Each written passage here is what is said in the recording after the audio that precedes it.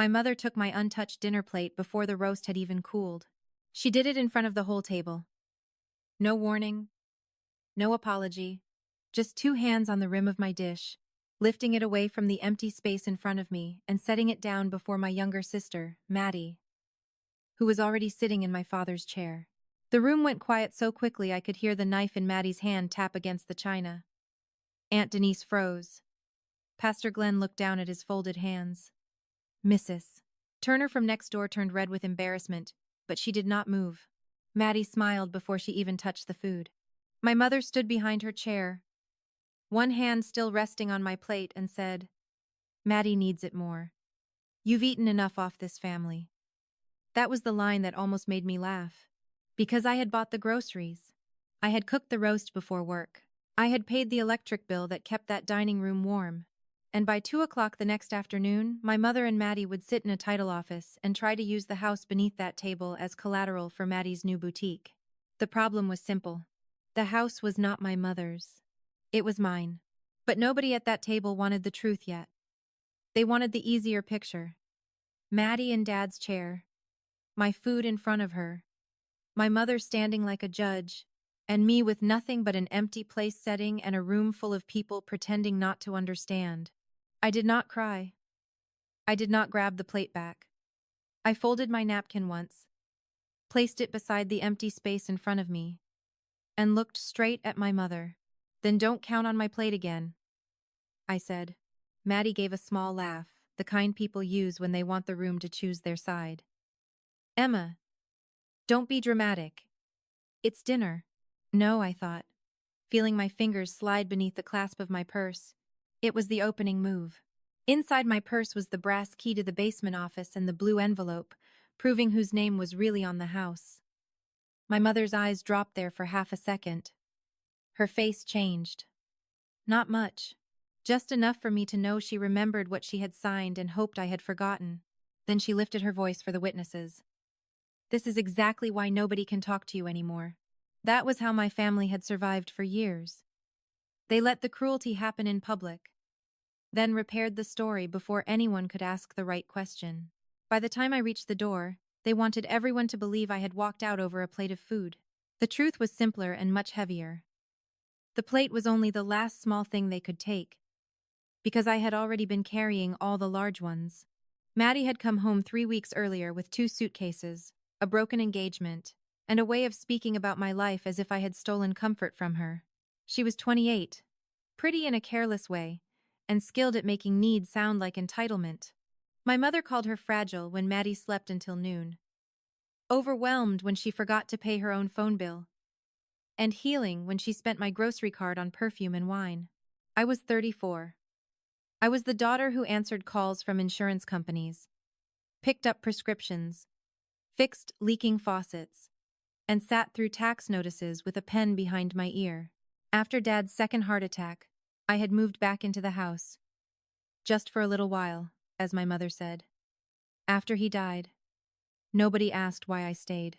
They only acted as if my staying proved I had nowhere better to go. That Sunday dinner was supposed to be Maddie's fresh start dinner. My mother invited half the relatives, Pastor Glenn and Mrs. Turner, because she wanted the evening to look generous. She made sure everyone saw Maddie in the blue sweater she had bought for her, and me in the plain black blouse I had worn after finishing payroll reports at my office. I noticed the first sign before the roast came out. My place card had been moved from the head of the table to the folding chair near the kitchen door. Dad's old chair, the one I had quietly kept empty every Sunday because nobody else could fill it, had a little gold card on the plate. "Maddie." When I looked at my mother, she smiled as if daring me to embarrass myself. "She needs to feel central tonight," she whispered while I carried the potatoes in. "You can handle one evening not being important." I had heard versions of that sentence my entire life. When Maddie failed math, I had to stop piano lessons so Mom could afford a tutor. When Maddie crashed Mom's car, I took the bus for 6 months so nobody would make her feel worse. When Maddie cried at my college graduation because she felt behind, my mother took the family photos with her arm around Maddie and told me to be patient.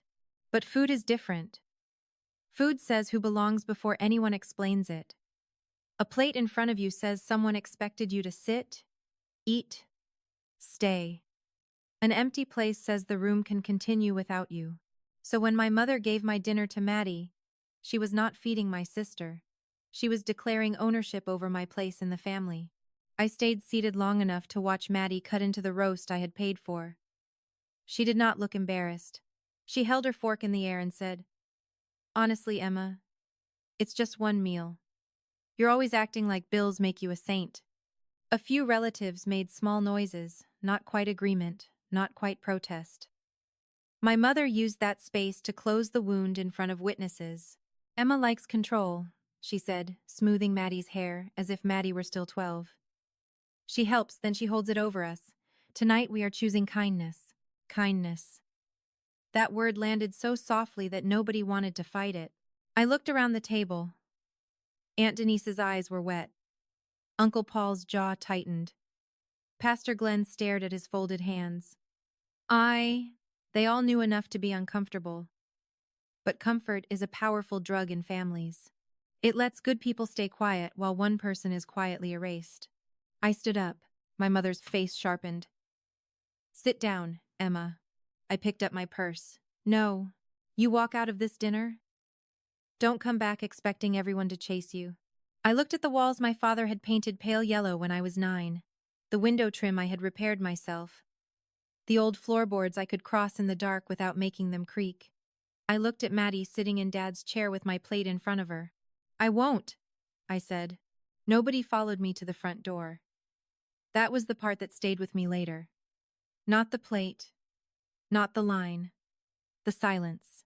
I drove 2 miles to the 24-hour pharmacy parking lot and sat under a white security light with my hands on the steering wheel until my phone began to vibrate. First my mother. Then Maddie. Then Aunt Denise. Then a group text named Family First, which my mother had created after Dad's funeral to make sure everyone could support each other. The first message was from Maddie. "You humiliated Mom in front of everyone over dinner." Real mature. My mother followed it with a longer one. "I am heartbroken. Your sister is going through the worst moment of her life and you made it about yourself. We will talk when you are ready to apologize." Then came the public repair. In the group chat, my mother wrote, "Emma left Sunday dinner because Maddie was served first. Please pray for peace in this family. She has been under stress. But cruelty is never acceptable." I stared at the message and felt something in me go still. Served first. That was the new story. Not my dinner taken from in front of me. Not my seat moved. Not Dad's chair given away. Served first. I did not answer. I opened the banking app instead. The household account showed 3 pending charges I had not made. A furniture store, a baby boutique, and a contractor deposit labeled North Bedroom Conversion. The north bedroom was my room. For a moment, the parking lot blurred. Then I enlarged the screen and took screenshots of every charge.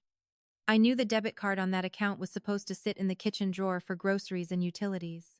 I had opened it in my name after Dad died because my mother's credit had been damaged by missed payments.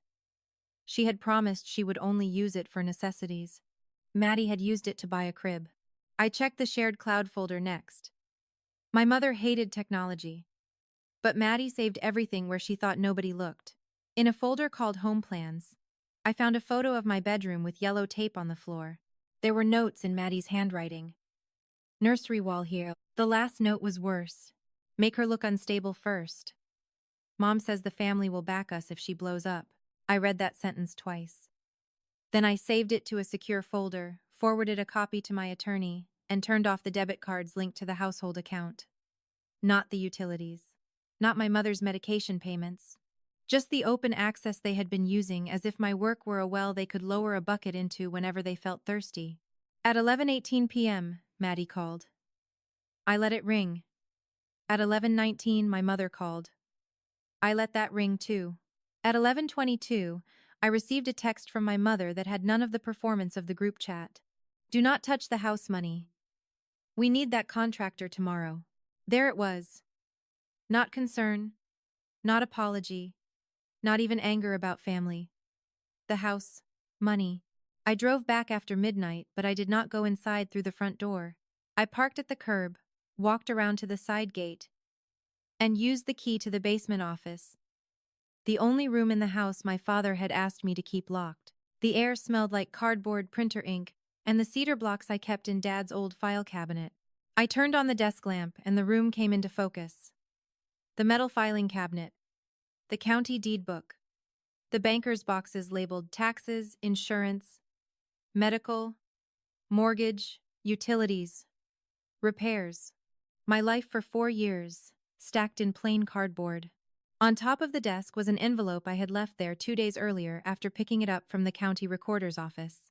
I had requested a certified copy because the title company had called me about an application I never authorized.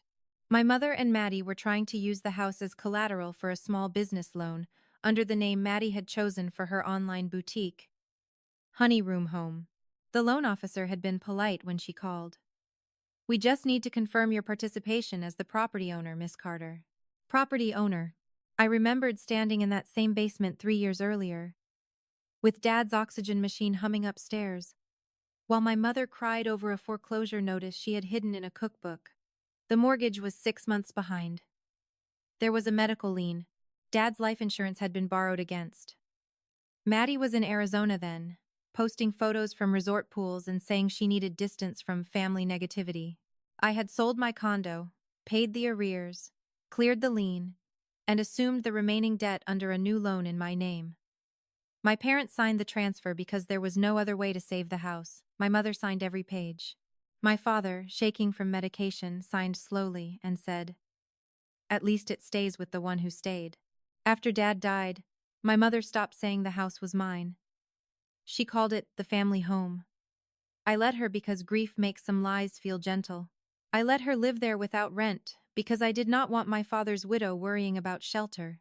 I paid the taxes because I wanted the maple tree outside the kitchen to keep shading that window. I repaired the roof because Dad had loved the sound of rain on it. But love is not the same as surrender. At 12:36 a.m., I photographed the deed, the transfer documents, the insurance declarations, the utility statements, and the bank records showing my payments. Then I printed the screenshots from Maddie's cloud folder and placed them beside the certified deed. The visual of it was almost absurd. One stack of what I had carried. One stack of what they had planned to take.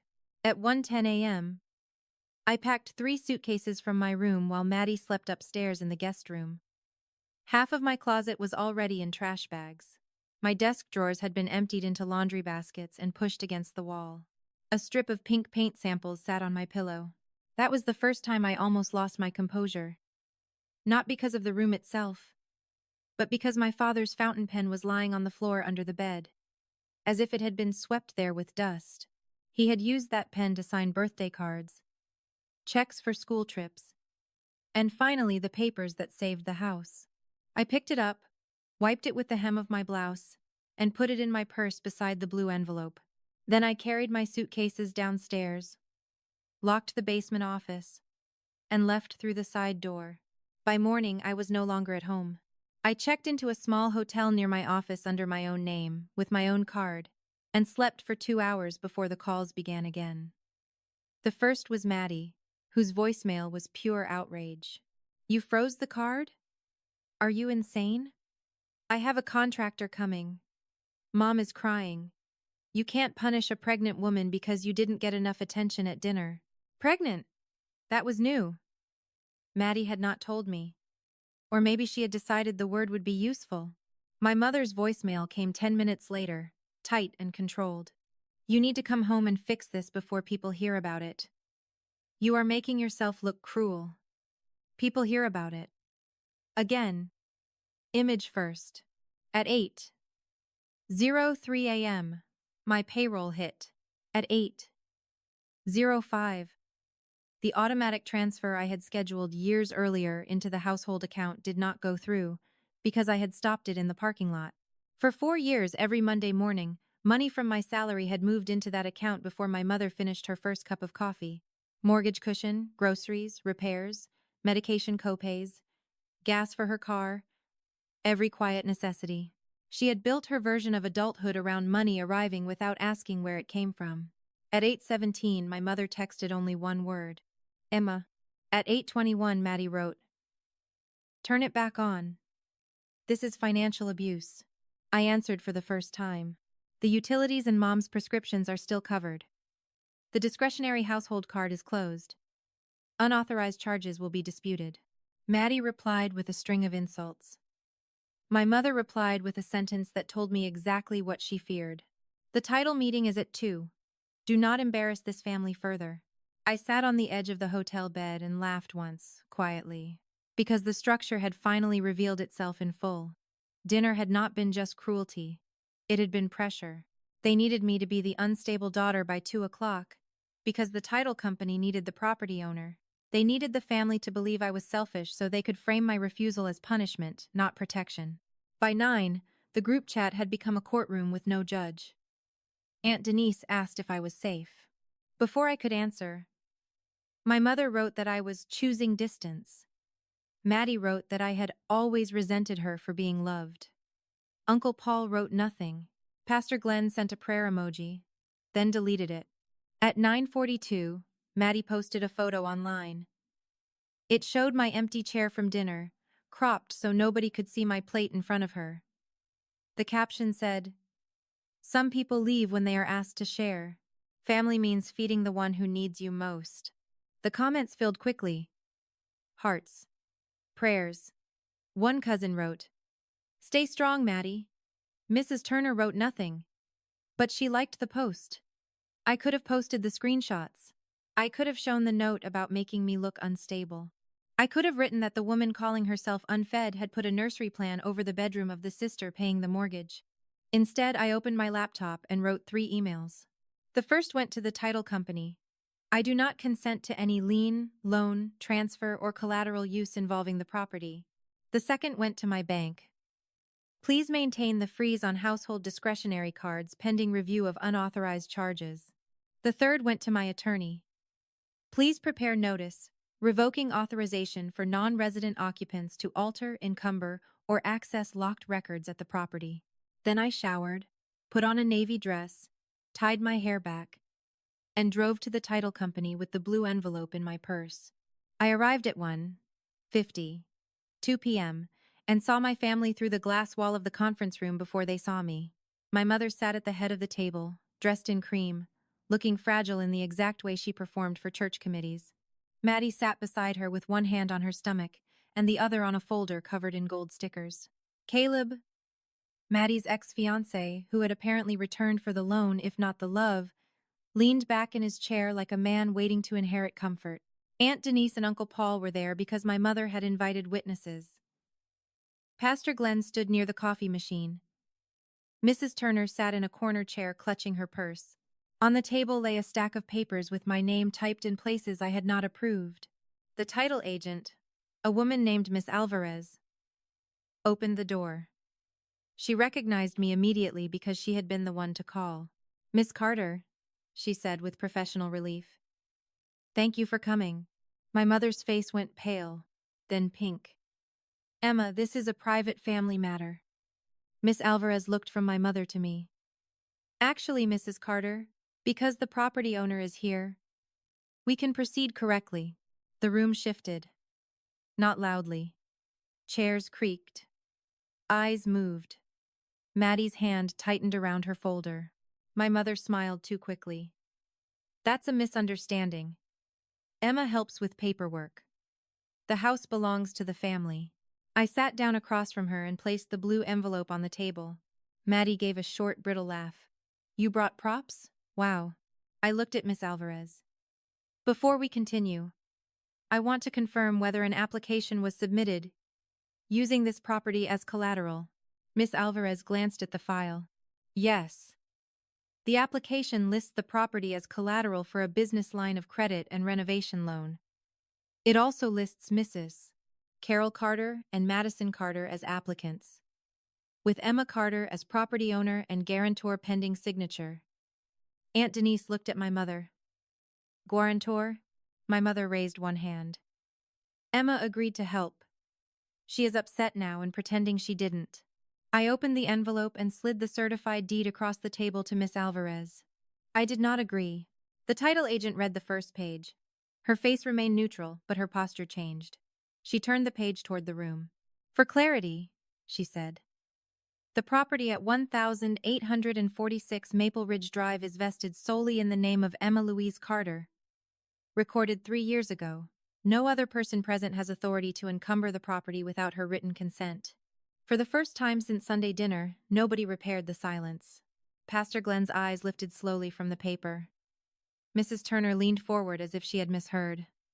Uncle Paul whispered, "Carol?" My mother's voice hardened. She took advantage of us when her father was dying. That was the second public cruelty.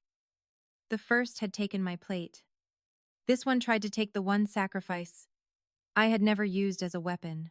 I removed another document from the folder, not dramatically, just carefully enough that everyone had to watch.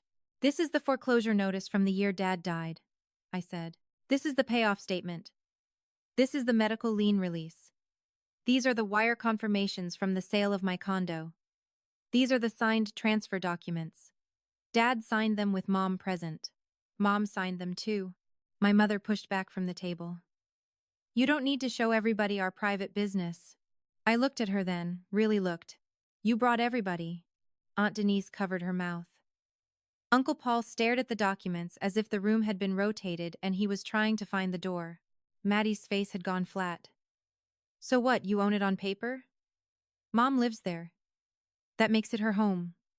"It is her home under the occupancy agreement," I said. "It is not collateral for your boutique. It is not a nursery renovation project. And it is not yours to alter." Maddie scoffed. "This is exactly what Mom means. You use money to control people." Miss Alvarez interrupted before I could answer.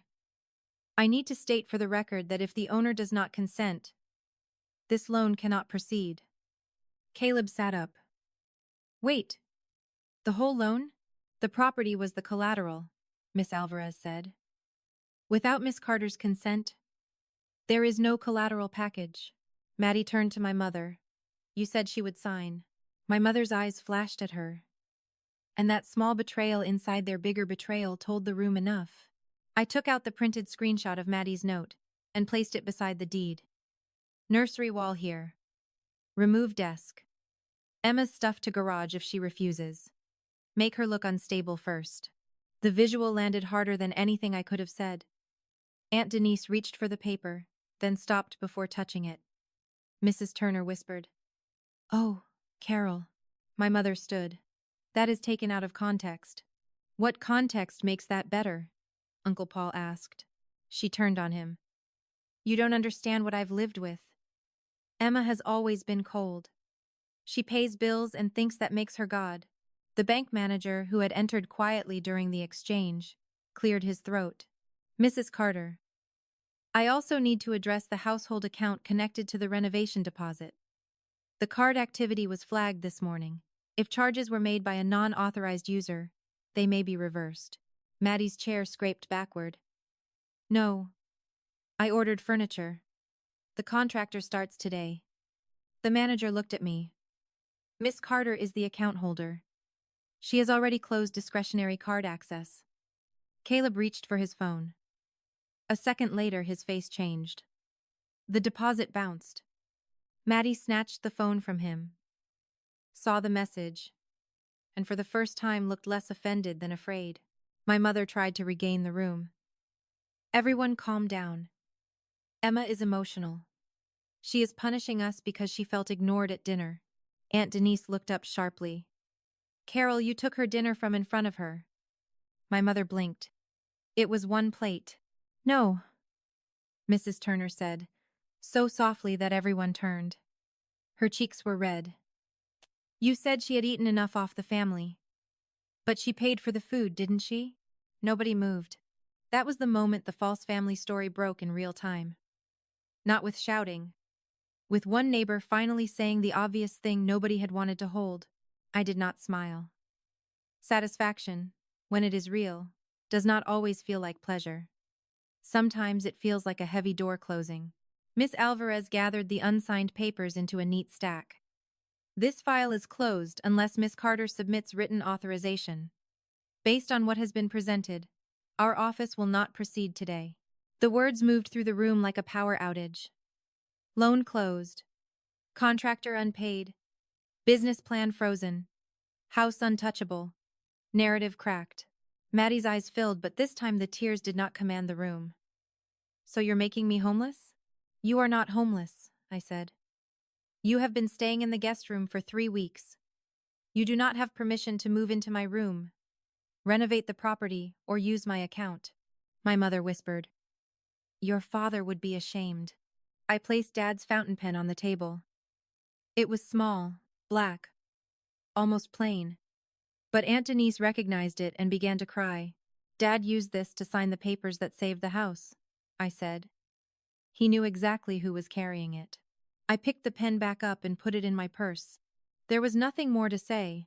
The next 48 hours were loud in every direction except mine. Maddie deleted her post, then posted a new one about financial manipulation, without naming me. My mother called relatives one by one, but the calls changed after Aunt Denise sent a photo of the printed note to Uncle Paul, who sent it to Cousin Rachel, who sent it to the same group chat where my mother had asked for prayers. For once, the repair failed faster than the damage. Rachel wrote, Aunt Denise told us what happened at the title office. Emma, I'm sorry I didn't speak up at dinner. Uncle Paul wrote, Carol, why did you say Emma wasn't paying anything? Pastor Glenn wrote privately to me. His message was short. I should have said something at the table. I am sorry. Mrs. Turner came by the hotel with a paper bag of muffins from the bakery. She did not ask to come up. She just handed me the bag in the lobby and said, I watched your mother do a cruel thing and told myself it was family business. That was cowardly. I thanked her. We stood there awkwardly for a moment. 2 women holding the weight of a dinner table between us. At the house, the consequences arrived without my voice attached to them. The contractor removed his supplies from the porch because the deposit had failed. The furniture store canceled delivery to the north bedroom. The bank reversed the unauthorized boutique charge. My attorney sent a formal notice stating that no alterations, additional occupants, business liens, or collateral use were permitted without my written consent. My mother called after receiving it. Her voice was smaller, but not softer. You would put your own mother out? No, I said. You may remain under the original occupancy agreement if you follow it. Maddie and Caleb cannot move in. My room is not available. The household account will cover utilities, property taxes, insurance, and your prescriptions directly. No open card access. So I have to ask my daughter for permission to live in my home? No, I said. You have to stop pretending my home is yours to give away. She hung up. That sentence cost me more than I expected, but it also freed something. For years I had softened every fact so my mother would not feel cornered by reality. I said, help, instead of pay. I said, family home, instead of my house. I said, temporary, about sacrifices that had become permanent. I had used gentle words because I thought gentleness could keep love alive. But love that requires your erasure is not love. It is appetite. On Thursday, I returned to the house with my attorney's assistant and a locksmith. Not to throw anyone out. Not to make a scene. To retrieve my records, install a new lock on the basement office, and remove my belongings from the north bedroom before they could become another performance. Maddie was on the porch when I arrived, arms folded over her stomach. There was no swelling yet.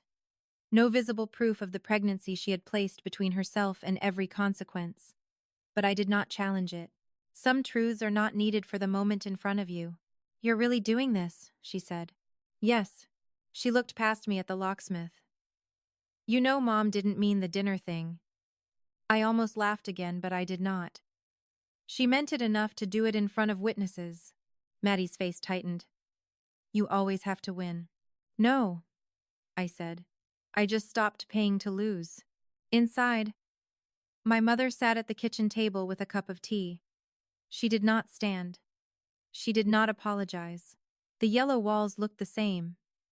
But the house felt different, as if the air had learned a new language. The north bedroom door was open. My desk had been dragged to one wall. The crib boxes were stacked where my bookshelf had been. Pink paint samples still lay on the floor. The locksmith changed the basement office lock while I packed the last of my things. Aunt Denise came halfway through with empty boxes and did not ask permission from my mother before helping. That mattered. A small shift, but visible. When we carried the boxes downstairs, my mother finally spoke. Your father wanted us together. I paused at the bottom step. Dad wanted the house safe. Her eyes went to the basement door, then to the boxes, then to my purse where the fountain pen rested. For a second, I saw recognition move across her face. Not apology. Not yet. But recognition. She had believed I was the easiest person to bend because I had been the quietest. She had mistaken restraint for dependency. The house phone rang. My mother did not answer. None of us did. The machine clicked on, and the contractor's voice filled the kitchen, asking whether the family still intended to proceed with the nursery conversion because he could not hold the date without payment. Maddie turned away. Aunt Denise picked up another box. The structure had answered again. 2 weeks later, my mother moved into the downstairs bedroom because the stairs had become hard on her knees. The north bedroom stayed locked until I decided what to do with it. Maddie moved in with Caleb's aunt across town, where, according to cousin Rachel, she complained that Yonwedi understood what stress did to a woman. Maybe she was pregnant. Maybe she was not. I hoped, if there was a child, that the child would never be taught that love meant taking from the quietest person in the room. The group chat changed after that. People stopped writing around me as if I were an inconvenience with a bank account. Aunt Denise invited me to coffee and brought the funeral program from Dad's service. The one where he had written a note on the back during his last clear week. Emma knows where everything is. Listen to her. I had never seen it before. My mother had kept it in a drawer. I read it once in the parking lot after coffee, then folded it and placed it with the deed. Not because I needed more proof, but because some proof is not for court. Some proof is for the part of you that kept wondering whether carrying everything quietly had made you invisible even to the person you were carrying it for. It had not. My mother did not call for nearly a month. When she finally did, her voice had lost its audience. No trembling performance. No speech about cruelty. Just the sound of an older woman in a quiet kitchen. The maple tree needs trimming, she said. I know, I answered. I scheduled someone for Friday. A pause. I didn't know you still would. I said I would cover the house necessities. Another pause, longer this time. You always did. It was not an apology. I did not turn it into one. I had spent too many years translating crumbs into bread. On Friday, I met the tree service at Maple Ridge Drive. My mother stayed inside. Maddie's crib boxes were gone. Dad's chair was back against the wall instead of at the head of the table. The dining room table was bare. No place cards. No performance. No plate being used as a weapon. After the crew finished, I walked through the side yard to the maple tree and stood under the trimmed branches. Sunlight fell cleanly through the leaves onto the kitchen window. For the first time in years, the house looked less like a debt and more like something saved. I did not move back in. That surprised people most. My mother expected punishment or surrender because those were the only languages she had used with me. Maddie expected a final fight because she needed one to keep herself innocent. The relatives expected some big speech at Thanksgiving. Maybe a dramatic empty chair. Maybe forgiveness with tears. There was none of that. I kept the house protected. I kept the bills direct. I kept the basement office locked. I kept my father's pen in the top drawer of my new apartment desk, beside the certified deed and the note from the funeral program. On the first Sunday of the next month, Aunt Denise invited me to dinner at her house. She set a plate in front of me before anyone else sat down. A white plate, folded napkin, glass of water, fork on the left. But I paused. Aunt Denise noticed. She touched my wrist and said, "You have a place here." I sat down. Nobody gave my dinner away. Nobody asked me to prove what I had carried. Nobody called my silence cold or my boundaries cruelty. The meal was not expensive. The table was not perfect. But every person there understood that a plate is never just a plate when someone has spent years being asked to disappear. By the next morning after that first dinner, I had no longer been at home. That was true. But it took me longer to understand the better truth. I had not run away from home. I had finally stopped mistaking the house I saved for the family that consumed me. And when the people who took my place reached for the walls, the money, the records, and the name on the deed, they found out what my father had known before any of them did. I was never the daughter eating off the family. I was the one keeping the table standing.